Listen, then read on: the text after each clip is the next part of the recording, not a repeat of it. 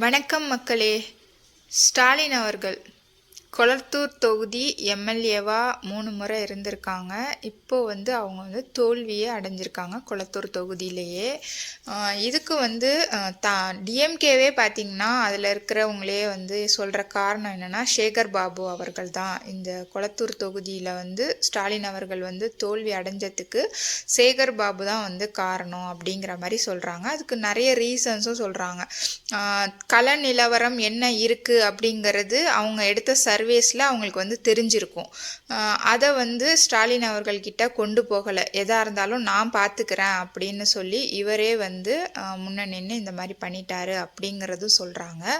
அது போக இவங்க மீடியாக்கிட்டலாம் சொல்கிறது என்னென்னா, நம்ம எல்லா தொகுதி 200+ ஜெயிப்போம் அப்படின்னு சொன்னாலும் இவங்க பர்சனலாக எடுத்த சர்வேயில் தொகுதிகள் எப்படி இருக்குது அப்படிங்கிறது கண்டிப்பாக தெரிஞ்சிருக்கும்.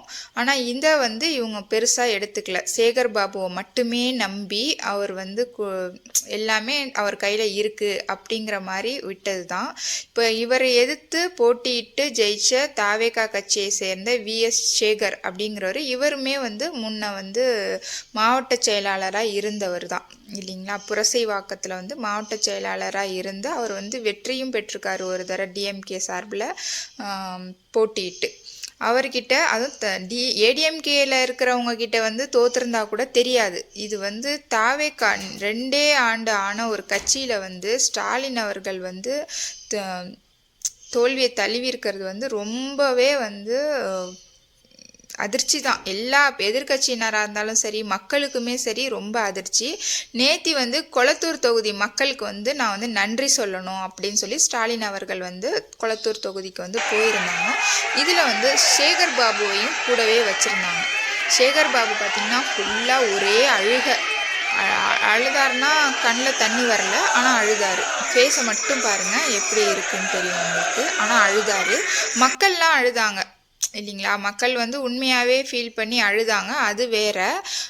உதயநிதி ஸ்டாலின் அவர்களையும் பார்த்திங்கன்னா முதல்ல சுற்று நடந்தப்பெல்லாம், அதாவது வாக்கு எண்ணிக்கை முதல் சுற்று 2வது சுற்று இந்த டைம்லலாம் அவருமே பின்னடைவில் தான் இருந்தார். இவங்க எல்லாருக்குமே சென்னை கோட்டை அப்படின்னு தான் சொல்லுவாங்க, திமுக கோட்டை அப்படின்னு. திருவாரூர் தொகுதியில் உதயநிதி ஸ்டாலின் நிற்க போகிறாரு இந்த தடவை 2026 உதயநிதி தான் திருவாரூரில் இருக்க போகிறாரு. எங்கள் தொகுதி பார்த்திங்கன்னா திருவாரூர் தான். ஸோ எங்கள் தொகுதி மக்கள்கிட்ட உதயநிதி தான் இந்த தடவை நமக்கு வேட்பாளராக வரப்போகிறாரு டிஎம்கே சார்பான்னு தான் எல்லாருமே பேசிக்கிட்டு இருந்தாங்க.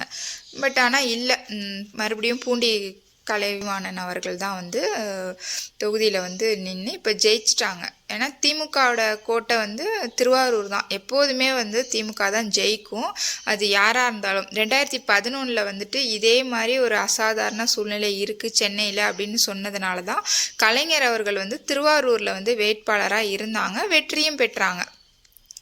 முக்கால்வாசி பேர் டிஎம்கே சப்போர்ட்டராக தான் இருப்பாங்க. அதை எதிர்த்து போட்டிடுற ஏடிஎம்கேவாக இருக்கட்டும், மற்ற கட்சிகள் எல்லாமே பார்த்திங்கன்னா சொற்ப வாக்குகள் தான் பெறுவாங்க. எப்போதுமே பார்த்திங்கன்னா கொஞ்சம் ஓட்டு தான் கிடைக்கும் அவங்களுக்கு.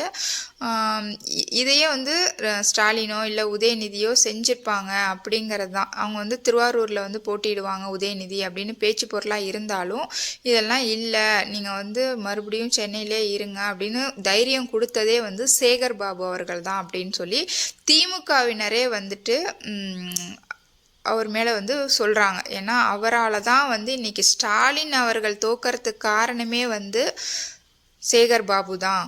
ஏன்னா அவரோட ஃபுல்லாகவே அவர் எப்போதுமே அவரோட தொகுதி மாதிரி பார்த்துக்கிறது, நிறைய விஷயம் மக்களை அவமானப்படுத்தலாம் சேகர் பாபு ரொம்பவே பண்ணாருன்னே சொல்லலாம். நிறைய விஷயத்தில் ஒருமையில் பேசுகிறது, அவர் மேலே இருந்த கோபம் கூட ஸ்டாலின் மேலே மாறிடுச்சு. சென்னையை பொறுத்த வரைக்கும் அவர் கண்ட்ரோலில் வச்சுக்கிட்டு அவர் செய்கிறது தான் கரெக்டுங்கிற மாதிரி சேகர் பாபு நடந்துக்கிட்ட விஷயமும் ஸ்டாலினுக்கு எதிராக மாறிடுச்சு அப்படின்னு தான் சொல்கிறாங்க.